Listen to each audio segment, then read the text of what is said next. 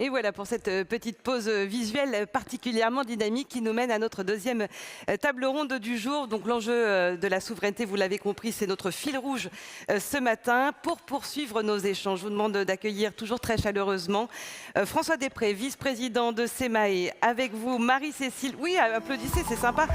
Marie-Cécile Damave, responsable innovation et affaires internationales au think tank Agridé. David Guy, directeur général de Sky Agriculture, le groupe fabricant de semoirs. Et puis, un tout petit peu de retard, mais il nous rejoindra en cours de route avec plaisir, Gilles Robillard, président de Terre Innovia, l'Institut de la recherche et de l'innovation pour la production et la transformation des oléagineux, des légumineuses à graines et du chanvre. Alors, merci beaucoup à tous les trois déjà d'être avec nous ce matin. Nous allons voir le lien entre l'innovation et la souveraineté semencière. Alors, vous êtes bien. Non, alors si ça vous ennuie pas, parce qu'on aime bien, on est assez rigoureux, vous voyez. Si vous pouviez vous asseoir sous vos, voilà, comme ça.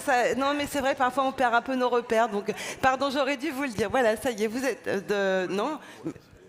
Bah si, non, ben oui, ça c'est ça, mais ça, voilà. Bon, allez, c'est bon, tout le monde est bien à sa place.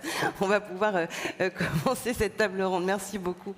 Et vous ne serez pas éloignés trop longtemps, Marie-Cécile, je vous rassure, quand Gilles Robillard arrive, voilà. Alors, les défis, on le sait, sont nombreux pour l'agriculture. On l'a évoqué tout à l'heure lors de la première table ronde. L'innovation, et on l'a bien compris, c'est un levier clé, un levier essentiel pour tous les acteurs de la filière, particulièrement donc sur la question de la souveraineté alimentaire. François Després, vous êtes vice-président, je vous rappelle, de SEMAE. L'innovation est au cœur de la filière semencière depuis toujours, mais peut-être encore plus aujourd'hui. Bonjour à toutes et à tous. On a entendu dans la table ronde précédente les attentes vis-à-vis de l'innovation. Elle est, cette innovation, au cœur du métier des sélectionneurs de l'amélioration des plantes.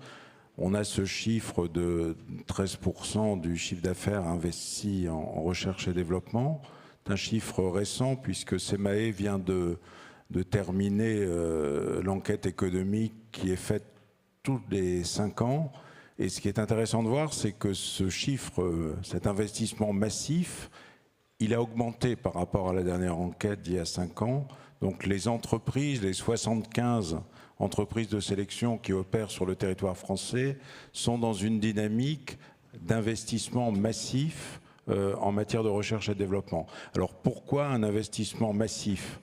Il y a d'abord la demande, les attentes des agriculteurs, les attentes des filières qui sont liées aux défis auxquels les agriculteurs et les filières sont confrontés, les défis liés au changement climatique avec de nouveaux ravageurs, de nouvelles maladies, des défis qui sont aussi liés, on l'a dit, on l'a évoqué, Pierre l'a dit, à la disparition de solutions techniques offertes par les produits de protection des plantes. Et les agriculteurs se tournent, attendent beaucoup de l'amélioration des plantes et des sélectionneurs pour leur apporter des solutions et des solutions durables.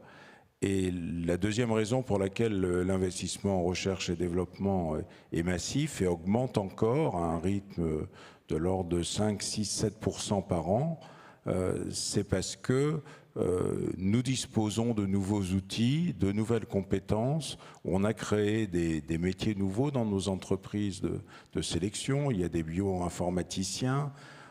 On a des nouveaux outils. On a évoqué, on y reviendra certainement, les NGT. Il va y avoir l'impact sur nos métiers très fort du recours à l'intelligence artificielle générative. Donc tout ça requiert des moyens supplémentaires que nous sommes prêts à engager, mais naturellement, en amélioration des plantes, il faut rester humble et il faut que les agriculteurs soient conscients que toutes les solutions ne viendront pas de l'amélioration des plantes. Il y a aussi des solutions attendues du machinisme, les produits de biocontrôle. Donc c'est un ensemble de solutions qui va nous permettre d'aborder cette période difficile avec un optimisme mesuré mais Relatif. réel. Alors Marie-Cécile Damas, vous êtes, je le rappelle, ingénieure agronome, vous êtes responsable innovation et affaires internationales au think tank Agridé. C'est une association qui est reconnue d'utilité publique, qui a été créée au 19e siècle. Vous travaillez sur des sujets stratégiques et vous permettez ainsi au monde agricole de saisir des opportunités pour avancer. Vous venez de publier une note très dense. La semence s'affirme dans un environnement à risque. Voilà, vous l'avez à la main, vous pouvez peut-être le lever un petit peu. Ah, on accueille Gilles Robillard, merci de nous rejoindre. Voilà, donc cette note est très importante parce que vous avez interrogé plus de 80 acteurs de la filière. C'est très intéressant, je crois que cette note, elle fait écho à une qui avait été publiée il y a 10 ans. Il y a eu beaucoup d'évolutions, Marie-Cécile, mais la grande constante, c'est l'innovation. La semence est toujours apporteuse de solutions, c'est ce que vous constatez? Exactement. Oui, donc cette note vient juste d'être publiée. Elle est en ligne sur le site d'Agridé, donc agridé.com. Donc la semence s'affirme dans un environnement à risque. Voilà le titre. Ce qui nous a intéressé en fait dans cette étude, et donc encore une fois, hein, Agridé, on a un poste d'observation en tant que think tank, observation du monde agricole, et on essaye de réaliser ces observations et des synthèses thématiques, stratégiques, et de faire un certain nombre de propositions.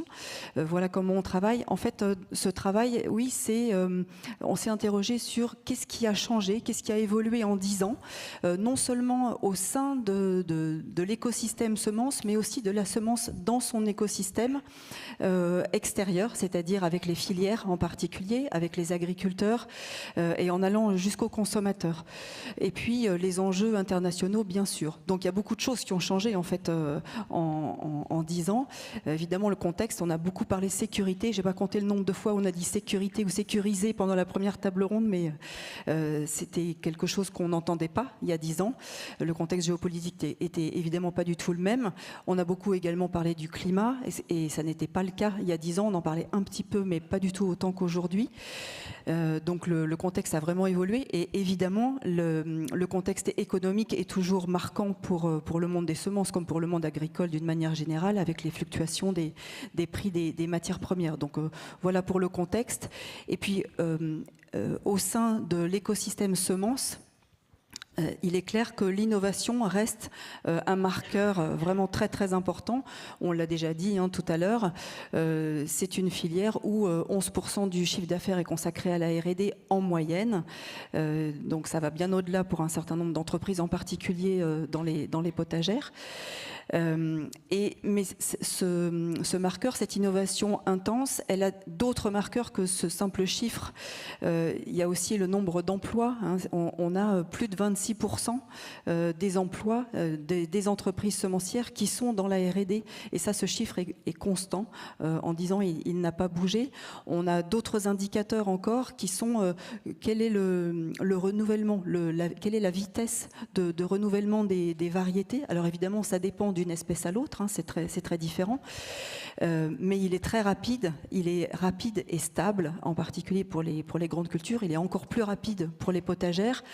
Exemple, en colza, on a à peu près 3 ans, pour les 10 plus grandes variétés. En fait, elles ont un cycle de vie de 3 ans. En blé, on est plutôt à 5-6 ans. Et puis, pour d'autres espèces comme les pommes de terre, on a un cycle de vie beaucoup plus long, parce qu'il ne faut pas oublier que les agriculteurs, c'est un maillon dans la chaîne de transformation. Il y a quand même la première, la deuxième transformation agroalimentaire. Et donc, il y a des demandes des industriels par rapport à l'amont. Et donc, la semence doit répondre à différents enjeux, non seulement agronomiques pour les agriculteurs et économiques, bien sûr, mais également des demandes en quantité, en qualité, en disponibilité, en régularité d'approvisionnement correspondant au cahier des charges des différentes filières de transformation. Et donc, cette innovation doit répondre à un certain nombre d'enjeux. Le climat, on en a parlé tout à l'heure, mais il y a aussi cette dimension économique, industrielle, maillon de la filière. Mais vous parlez de pépites quand vous parlez de... C'est ça, c'était le titre de la note d'il y a 10 ans, c'était une pépite française. Et ça reste une pépite. Ça reste une pépite aujourd'hui, tout à fait. Alors Gilles Robillard, merci de nous avoir rejoints. Vous êtes président de Terre Innovia. Je précise que vous êtes aussi, et même peut-être avant tout, agriculteur dans Lyon. Sur quoi portent chez vous les grands axes de recherche ?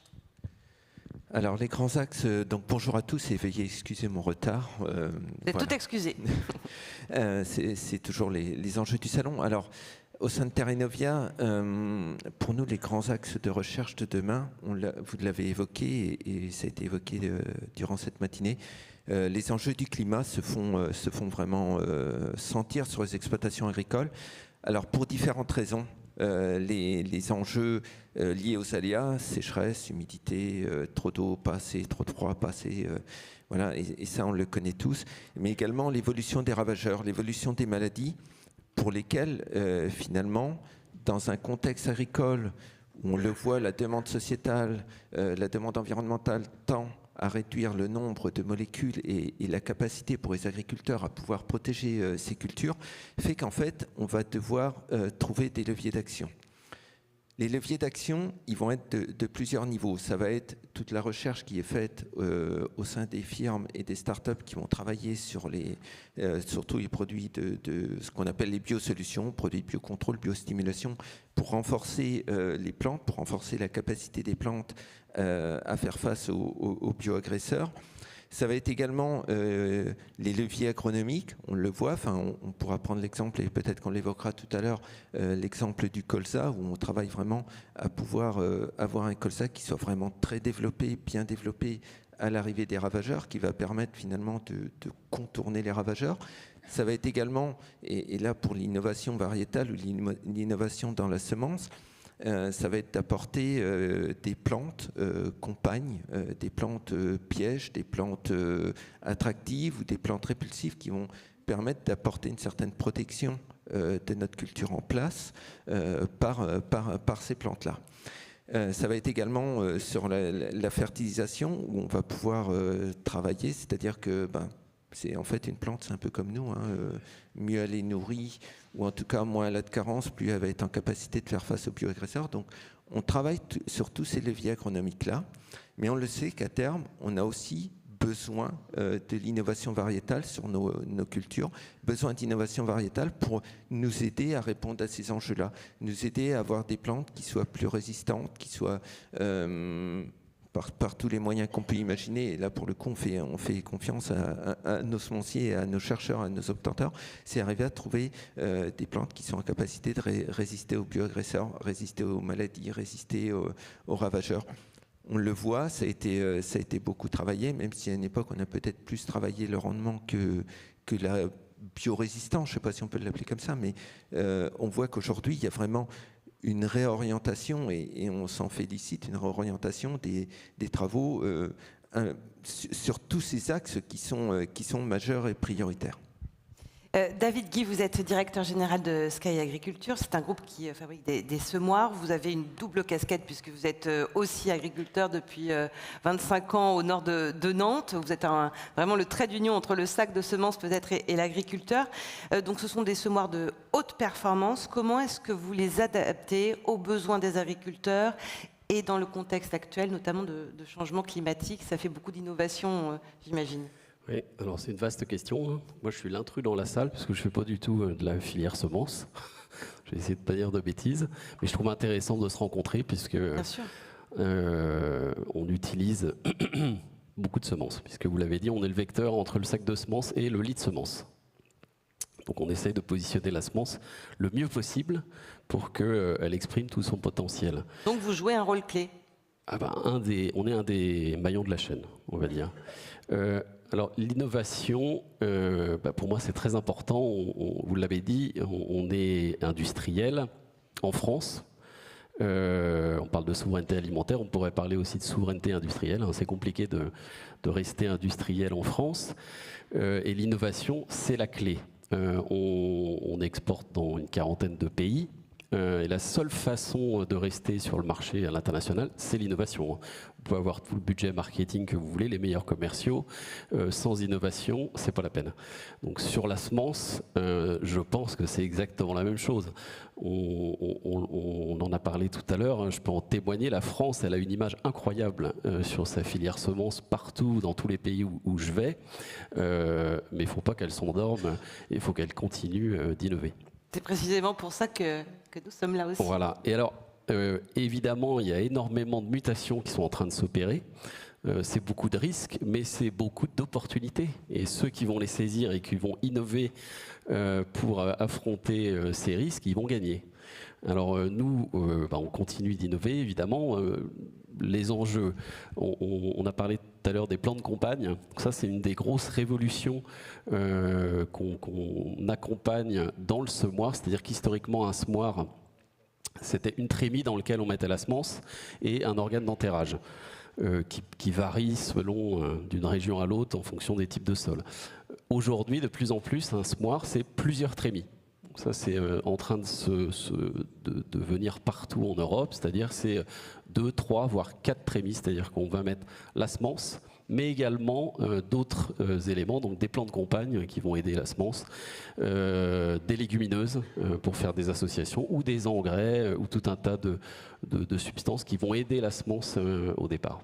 Et puis ensuite, je dirais que l'autre grosse innovation qui est en train d'apparaître partout en Europe, c'est la polyvalence, c'est-à-dire que le semoir universel n'existe plus.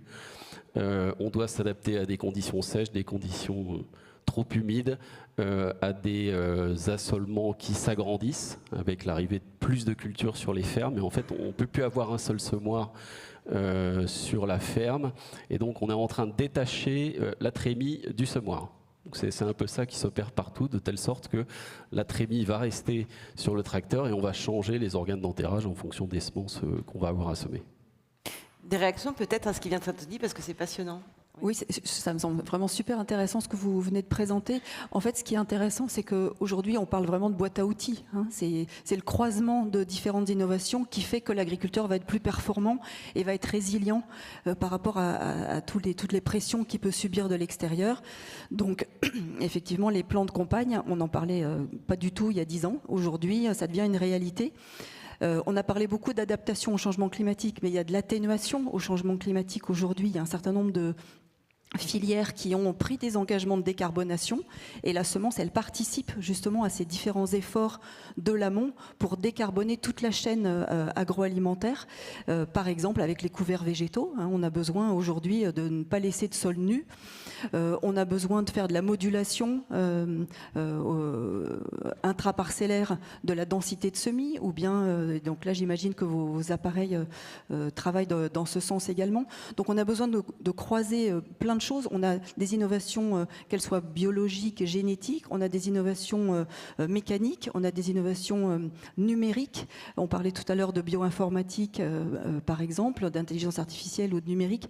Donc l'idée, c'est d'aller de plus en plus vers de l'agriculture de précision qui puisse nous permettre d'utiliser la bonne dose au bon endroit au bon moment, hein, comme on dit, et donc d'être efficace et de pouvoir anticiper au mieux en fait les aléas et que la semence participe en fait à comment dérisquer en fait la production et pouvoir maximiser, être le plus efficace possible. Gilles Robillard, là je m'adresse vraiment à l'agriculteur. Quelles sont les innovations qui vous semblent importantes, celles dont vous servez, celles dont vous rêvez? On rêve beaucoup après. Il y a le financier qui nous rattrape aussi. Oui, on va parler de la finance tout à l'heure, du financement. Non, juste pour dire, ce qui a été évoqué, c'est vrai. Voilà, les innovations sont là et on n'est qu'au début. On sait que l'intelligence artificielle va également nous aider dans tous ces axes-là. Après, moi, ce que je veux dire au sein, alors en tant que producteur, mais aussi en tant que président d'institut, c'est que quand on parle des plans de campagne, quand on parle de la fertilisation localisée, quand on parle des densités de semis sur le colza, c'est le fruit de 10 à 15 années de recherche. Et c'est bien, pour nous, Institut, c'est bien ça qu'il faut avoir en tête, c'est qu'on est sur une culture qui représente aujourd'hui, selon les années, autour d'1 million à 1,2 million d'hectares.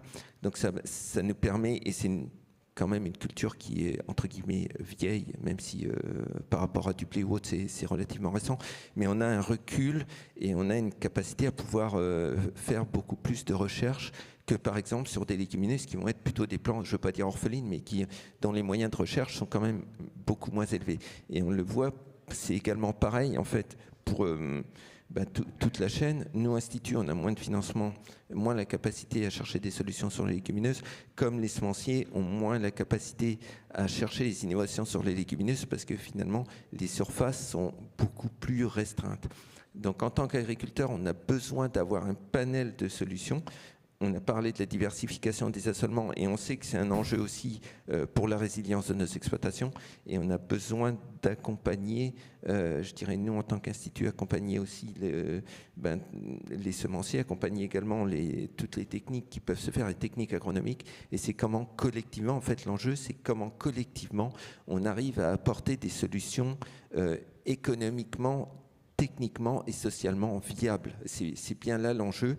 Et on le sait, les agriculteurs, dans cette incertitude, et la semence, pour le coup, est plutôt à destination des grandes cultures, et on le sait, dans cette incertitude actuelle, dans cette crise agricole que l'on vit, les agriculteurs ont besoin de repères, ont besoin de pouvoir se projeter, et dans ce climat d'incertitude économique, mais aussi climatique, et de problématiques de résilience, on a besoin d'avancer collectivement pour apporter aux agriculteurs des solutions.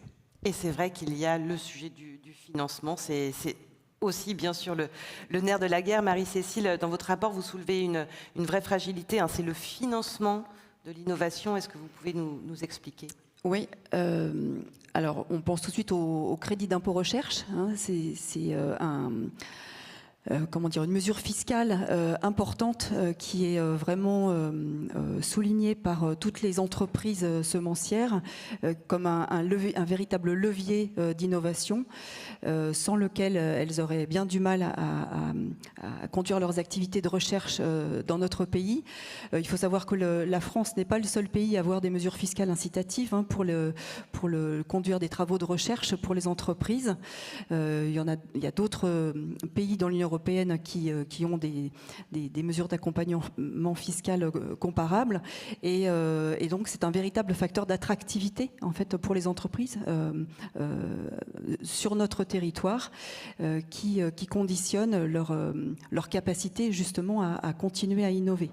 Donc ça, évidemment, pourquoi une source de fragilité ? Parce que le CIR, donc crédit d'impôt recherche, peut être fragilisé à chaque négociation du budget. Et évidemment, on sait qu'aujourd'hui, on est tous à la recherche du moindre euro. Mais voilà, donc il est important de continuer à avoir cette mesure incitative. Ensuite, un autre type de financement alors c'est plus une organisation, et on en a parlé déjà un petit peu tout à l'heure, les partenariats publics-privés. C'est quelque chose de vraiment important dans l'organisation de la recherche et du transfert d'innovation, et le fait qu'il y ait collectivement en fait des entreprises, des coopératives agricoles, des instituts techniques, des interprofessions et des industriels de la transformation de l'agroalimentaire même qui soient impliqués ensemble, voire des pôles de compétitivité, je pense à VGPolis en particulier, qui soient impliqués collectivement dans un certain nombre de travaux de recherche, fait que justement la recherche va pouvoir trouver son innovation, c'est-à-dire trouver son marché concret au bout du compte, parce qu'il y aura une finalité concrète, une finalité de terrain. Et en regardant du coup dans ce travail qu'on vient de conduire chez Agridé, on a constaté que les partenariats publics-privés sont toujours forts dans le monde de la semence. Par contre, il y a une évolution dans la composition en fait de ces partenariats publics-privés, où on a moins d'entreprises sélectionneurs, obtenteurs que ça n'était le cas il y a 10 ans. Mais par contre, il y a davantage de professionnels des filières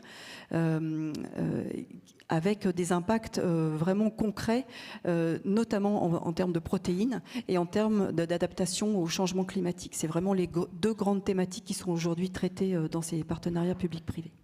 Et David Guy, vous, en tant qu'agriculteur, cette fois, qu'est-ce que vous attendez de cette demande de financement, d'aide, d'accompagnement économique ? C'est un enjeu fondamental, majeur. On ne peut pas demander à un acteur économique qui ne gagne pas sa vie d'innover. C'est impossible. C'est impossible. C'est un des problèmes aujourd'hui. Et on le voit, nous, il y a plus, je pense, depuis 2 ans, d'utilisation de semences de ferme chez les céréaliers parce que la situation économique est très compliquée. Et d'ailleurs, on vend des semoirs aujourd'hui qui sont moins chers, moins performants pour semer de la semence de ferme. Alors qu'à l'inverse, on devrait plutôt vendre des semoirs très technologiques pour semer des semences hybrides pour doper mais la situation économique aujourd'hui est telle partout en Europe que ça passe par là. Il faut soutenir cette profession si on souhaite qu'elle continue à innover et gérer toutes les transitions qu'elle va avoir à gérer. François Després, oui, le moi je financement. voudrais intervenir parce que je ne voudrais pas que l'auditoire croie que les semenciers, les sélectionneurs souhaitent ou aspirent à vivre avec du crédit d'impôt recherche et des subventions dans le cadre de partenariats public-privé. Je pense que nous souhaitons vivre des ressources que nous apportent les marchés semenciers qui rémunèrent nos innovations. Et alors qu'on est il y a une attente générale de diversification des assolements, ce qu'on constate, et c'est la logique économique que suivent les entreprises, il y a une concentration de l'effort de recherche sur les espèces qui arrivent à rémunérer cet effort de recherche.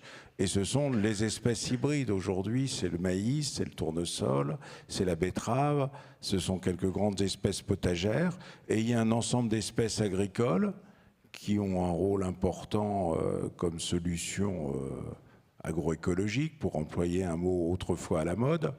Il y a des espèces qui sont orphelines de la sélection, comme elles sont d'ailleurs orphelines souvent de solutions phytosanitaires. Donc il y a une forme de paradoxe, il y a une attente vis-à-vis de la sélection, de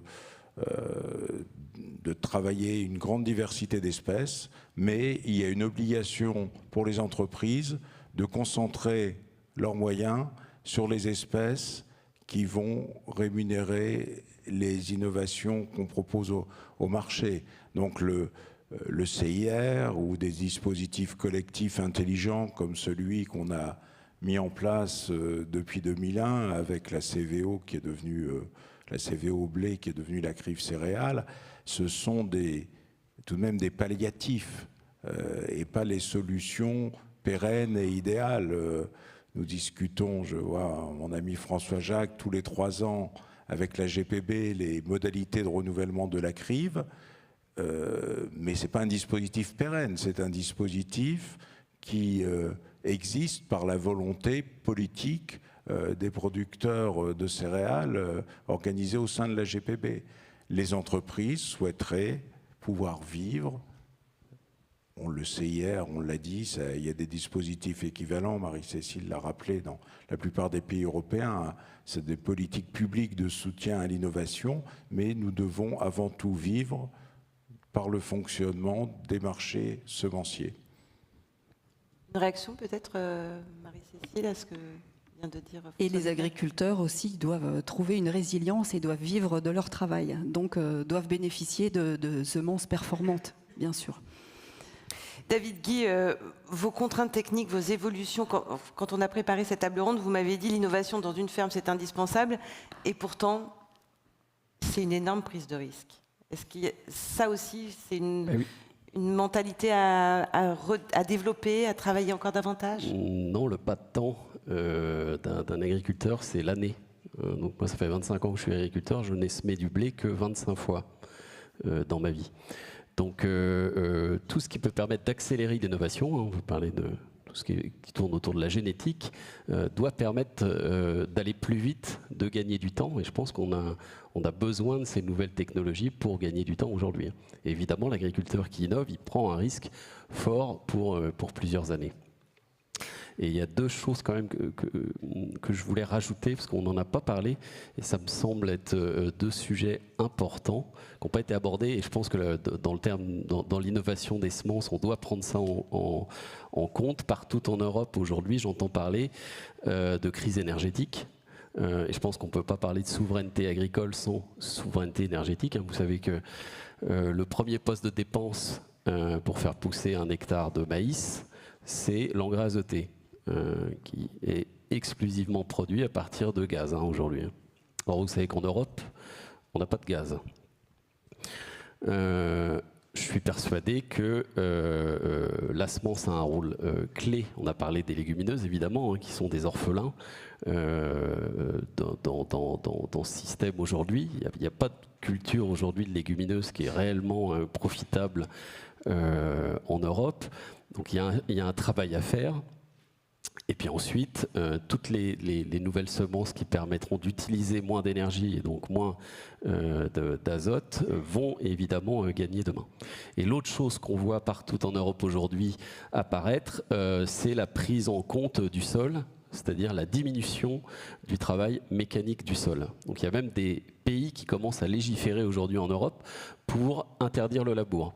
Donc, exemple, on parle de l'agriculture de conservation des sols, voilà. l'ACS, qui est encore relativement peu développée en France, mais c'est en train d'évoluer. Exactement. Alors qu'il se développe petit à petit, la France est quand même plutôt pionnière en la matière. Et ça, moi qui le pratique depuis une vingtaine d'années, vous savez que la même semence, vous la mettez sur un sol qui vient d'être labouré ou sur un sol qui n'a pas été labouré, elle ne va pas se comporter de la même manière. Donc à nous d'innover, de trouver les bonnes semences pour adapter ces transformations. L'accès aux nouvelles technologies, on en a parlé tout à l'heure dans la première table ronde, mais c'est indispensable, c'est moins de normes et un accès peut-être plus facile à ces nouvelles technologies. Bon, on doit pouvoir accéder à toutes les technologies et les NGT qui vont prochainement faire l'objet d'un vote au Parlement européen sont un outil complémentaire, un outil de plus dans la boîte à outils qu'utilisent les sélectionneurs. Ça offre des perspectives très intéressantes en matière de précision, de rapidité, de capacité à pouvoir associer des caractères complémentaires favorables au sein d'une même variété. Mais ça ne se suffit pas CNGT ne se suffit pas en elle-même. C'est pas une forme de baguette magique. Une fois qu'on a édité un gène, il faut arriver à régénérer la plante. Enfin, indiscutablement, ce sont des outils très utiles, mais pour lesquels il faut s'assurer que l'ensemble de la communauté des sélectionneurs dans la diversité puissent y accéder. Et c'est un des enjeux majeurs, c'est la question de la propriété intellectuelle autour de ces innovations. Il faut naturellement protéger l'innovation et pour ça le brevet est un excellent outil, mais il faut aussi que l'innovation puisse être dans des conditions raisonnables, équitables, non discriminatoires, comme on le dit, que ces innovations soient à la portée de toutes les entreprises. Jérôme Billard, quand on préparait cette table ronde, je vous ai demandé si vous étiez optimiste. Et vous m'avez dit qu'il fallait être optimiste de toute façon quand on était agriculteur, mais que la condition, c'est vraiment que tout le monde avance dans le même sens. C'est exactement ça, et ça vient d'être rappelé. C'est dans ce contexte de changement, alors changement avec un S, mais même si on prend que le changement climatique, on sait que l'innovation variétale prend du temps. Et aujourd'hui, on doit être en capacité en Europe d'avoir accès aux derniers moyens, aux dernières innovations en termes de recherche variétale pour pouvoir aller vite. Et aller vite, ça ne veut pas dire faire n'importe quoi, puisqu'on sait que le dispositif est encadré, je pense au NGT, je pense au VTH, variété tolérante aux herbicides. On sait que tous ces dispositifs sont encadrés, donc on ne prend pas de risque à aller vite. Et on a besoin aujourd'hui d'aller vite collectivement pour pouvoir faire face à ces changements-là. Et les agriculteurs en ont besoin. On parle de boîte à outils. On sait que l'innovation variétale apportera des évolutions, mais ne fera pas tout. On sait que le machinisme apportera des évolutions et apporte déjà des évolutions, ne fera pas tout. On sait que nous, à notre niveau, en tant qu'institut technique, on travaille pour apporter, finalement, pour essayer d'agréger et d'apporter des solutions aux agriculteurs qui soient facilement qui puissent les mettre en œuvre facilement sur leurs exploitations et qui leur fassent prendre le moindre risque possible. Et quand on parlait de prise de risque, c'est bien à ça qu'on sert aussi en tant qu'institut. C'est nous qui devons prendre les risques en expérimentation à la place des agriculteurs. Et on doit pouvoir être en capacité de leur apporter des solutions viables. Mais moi, c'est bien là l'enjeu, c'est qu'on, si on n'y va pas collectivement, je veux dire, la bataille est perdue, quoi. Même constat, David Guy, cette nécessité d'un travail collectif, de parler la même langue? Bah oui, on voit bien qu'on est des maillons de la chaîne et qu'on doit tous aller dans la même direction. Oui. Alors, merci d'avoir posé quelques questions par le biais du QR code. Vous pouvez encore continuer à poser quelques questions, même si on arrive quasiment à la conclusion de cette matinée. Première question, alors, qui veut répond, hein, mais je lance. Comment pensez-vous sécuriser l'indépendance alimentaire nationale et européenne en fermant l'accès à la génétique par le système du brevet qui va concentrer les revenus de la recherche sur quelques grands groupes? Alors, je viens me risquer là, c'est à la répondre. question. Je lis tel quel. Je pense que l'affirmation est exagérée. Il y a des brevets qui représentent des ruptures en matière d'innovation et ces ruptures sont très rémunératrices pour les détenteurs du brevet et c'est tout à fait légitime. Je pense qu'on n'a pas à moyen terme d'innovation, de rupture de cette nature avec les NGT. On va plutôt voir arriver un foisonnement de brevets avec des intérêts plus ou moins significatifs selon les espèces par rapport à l'objet même de ces brevets. Donc il existe aujourd'hui des initiatives qu'on appelle les plateformes, qui doivent faciliter l'accès aux brevets pour l'ensemble des entreprises qui souhaiteraient y avoir accès. Et de toute façon, le régulateur, en l'occurrence le régulateur européen, a bien prévu, si les NGT, le règlement NGT est promulgué, un suivi de l'impact de cette réglementation sur le fonctionnement des marchés, notamment des marchés semenciers. Donc, moi, je ne partage pas l'inquiétude qui était contenue dans la cette question. Oui, je fais confiance au fonctionnement des marchés et aussi au fait que quand on voit le nombre de brevets qui sont déposés ailleurs qu'en Europe sur les NGT, on voit bien que l'innovation va être foisonnante, il va y avoir plein de start-up qui vont s'emparer, qui vont bénéficier de cette ouverture réglementaire pour créer de l'innovation. Et donc il y aura aussi une concurrence sur les brevets et la concurrence facilitera l'accès pour tous. Marie-Cécile, peut-être ? Ce qui est essentiel, c'est qu'il faut accélérer l'innovation de toute façon, puisque le changement climatique s'accélère. Et il a été estimé que le gain de temps de sélection d'une nouvelle variété grâce au NGT pouvait être de 2-3 ans sur un total de 10 ans. Dans ce contre-la-montre, c'est voilà. Donc c'est un élément vraiment qui semble efficace pour cette accélération, d'autant plus qu'il y a, oui, ce changement climatique et en plus ce problème d'accès à d'autres outils de production. On a parlé tout à l'heure de l'eau, notamment d'un certain nombre de produits phytosanitaires qui est aujourd'hui de plus en plus compliqué pour les agriculteurs et que donc les attentes envers la génétique et la semence et l'agronomie bien sûr et le numérique et le mécanique qui restent dans la boîte à outils sont d'autant plus importantes. Donc il est important d'accélérer et de pouvoir intensifier cet accès aux outils de production qui restent. Énormément, alors autre question, énormément d'innovation, donc de changement. Comment est-ce qu'on facilite l'accès, la compréhension et l'appropriation de tous ces changements auprès des agriculteurs? Là, c'est vraiment une question de communication. Oui, ça c'est la question de l'accompagnement des transitions. Et là, il y a énormément d'acteurs dans le monde agricole qui sont impliqués. Je pense aux coopératives agricoles, par exemple, qui ont un certain nombre de services d'accompagnement pour former, informer et puis rémunérer au bout d'un moment, puisque quand même l'économie, elle est importante. Il y a les connaissances, mais il faut aussi que les services fournis soient rémunérés. Et je pense à un certain nombre de paiements pour services environnementaux qui peuvent être mis en place. Je pense au crédit carbone agricole, par exemple. Je pense aux primes filières qui peuvent être générées dans un certain nombre de filières aujourd'hui, que ce soit pour un impact carbone important, donc stockage du carbone dans les sols, réduction des émissions de gaz à effet de serre. On parle de crédit nature, de crédit biodiversité. Tout ça, c'est des services qui doivent être rémunérés parce que c'est les agriculteurs qui les rendent et qui investissent pour justement développer ce type de service. Et donc, il est important qu'ils soient rémunérés pour cela, pour que au moins les coûts engendrés par ces nouvelles pratiques soient compensés.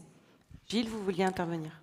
Je retiens votre dernière phrase. Je pense que c'est la plus importante qu'il faut retenir. C'est que, en fait, alors, l'agriculture participe énormément à la décarbonation et en fait n'est pas rémunérée pour ses services rendus aujourd'hui. Quand on a des PSE qui sont mis en place, les PSE servent juste, bon an, mal an, à rémunérer les investissements qui ont été faits pour ces PSE. Et on n'arrivera pas à obtenir de la résilience sur les exploitations agricoles juste en rémunérant les investissements en plus. C'est bien là où moi je pense qu'il faut mettre un bémol quand même. Oui, c'est une piste, mais pas sur les conditions de rémunération actuelles, quoi. Alors, une autre question peut-être pour vous, Gilles, ou aussi David Guy. Quel effort individuel doit faire un agriculteur pour rester à jour et compétitif? C'est un combat de tous les jours. C'est un combat de tous les jours, mais face au climat, c'est pas évident.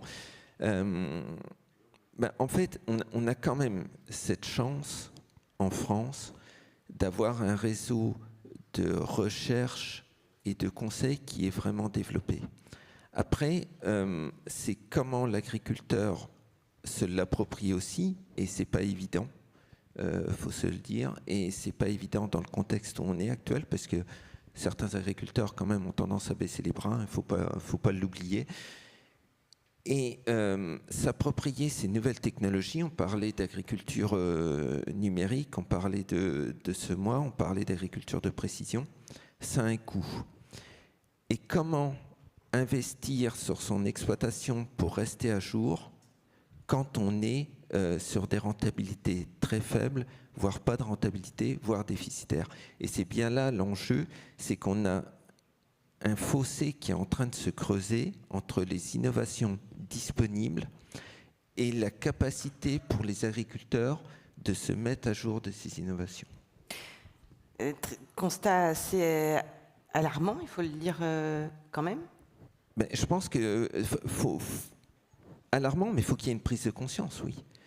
En fait, on part vraiment sur des opposés. On a de plus en plus de contraintes dans le milieu agricole, de réglementation, de surréglementation. Je pourrais prendre juste un chiffre qui ne concerne pas la semence, mais qui a concerné les produits de protection des plantes. En France, le principal pays producteur au sein de l'Union européenne, on a accès à 1/3 de molécules de moins que les autres pays européens. Donc déjà, on a une complication pour les agriculteurs. On a une réglementation, on a une fiscalité qu'on connaît tous, qui est quand même assez importante, des contrôles, enfin voilà, on fait un empilement réglementaire et administratif, et à côté de ça, on n'a pas la valorisation sur nos produits. Donc oui, on a un fossé qui se creuse. David ? Et par contre, le potentiel est là. Les agriculteurs sont innovants par nature, tous, partout en Europe. Ils sont prêts à innover, ils sont prêts à prendre des risques, à s'endetter, à investir pour développer, pour produire plus. L'exemple, on l'a sous les yeux, la filière méthanisation. On a demandé aux agriculteurs de produire du gaz. On a sécurisé leurs revenus pendant X années. Mais qu'est-ce qu'ils ont fait? Ils sont tous allés monter des projets, ils sont endettés pour des années et regardez l'innovation qu'il y a, il n'y a pas de souci. Donc il faut sécuriser le revenu des agriculteurs et dès que le revenu est sécurisé, il n'y a pas de souci. L'innovation chez les agriculteurs, j'ai pas de doute là-dessus. Oui, c'est l'importance du collectif. Pour moi, la méthanisation, c'est ça. C'est plusieurs agriculteurs qui se regroupent autour d'un projet commun. Et c'est dans ces cas-là que ça marche. Je pense au CUMA aussi. C'est une autre organisation collective qui est généralement efficace pour acheter ensemble du matériel en commun. Alors avant les mots de conclusion du président Pierre Pagès et puis de notre grand témoin qui ne saurait tarder à nous rejoindre, peut-être une dernière question en forme de conclusion là, de cette table ronde avec vous, François Després. Je rappelle le titre, c'est l'innovation en semences et plants, une garantie de souveraineté. L'urgence pour vous, au vu de ce qui a été dit lors de cette table ronde, c'est laquelle? L'urgence, c'est l'innovation justement. Et de faire en sorte que ces promesses, notamment liées aux nouvelles technologies, soient tenues grâce à un accès généralisé et moi je crois beaucoup dans la concurrence. Mais il faut que le cadre réglementaire soit bien défini, que nous sortions d'une insécurité. Et une fois que le cadre sera défini, le jeu de la concurrence entre des entreprises très innovatrices se traduira sans doute par des solutions opérationnelles qui seront à la portée des agriculteurs et qui permettront une amélioration de leurs revenus. Donc soyons optimistes et soyons-le particulièrement en ce moment important de renouvellement générationnel pour l'agriculture. Il faut que les futurs jeunes agriculteurs et les jeunes agriculteurs croient que ce métier passionnant, plein d'innovation, peut également être rémunérateur. On a des raisons de rester optimiste, David Guy? Plus que jamais, c'est ce que je l'ai dit. Ces risques sont des opportunités formidables et les plus innovants gagneront. Gilles Robillard? On sait être innovant, on sait répondre aux enjeux, donnons-nous un cap et on sera présent. Marie-Cécile? Oui, il y a plein de raisons d'être optimiste. Diversifier sa production, trouver des nouvelles chaînes de valeur, des nouveaux marchés, travailler autrement, travailler ensemble. Il y a de quoi faire. Merci infiniment, merci beaucoup à tous les quatre pour ce partage d'expérience, d'expertise. Également, j'étais très optimiste, mais vous le savez, au Salon de l'Agriculture, le temps d'aller dans les couloirs, etc., parfois on perd un petit peu de temps, donc nous attendons notre grand témoin, mais pour l'instant, on ne le voit pas venir à l'horizon. Alors je regarde le président de SEMAE, Pierre Pagès, me dit peut-être, pour des raisons protocolaires, c'est un peu délicat, mais si vous voulez nous rejoindre et peut-être commencer à nous partager en attendant l'arrivée de notre grand témoin. Merci infiniment encore à tous les quatre. On peut vous applaudir bien fort. Il arrive? Écoutez.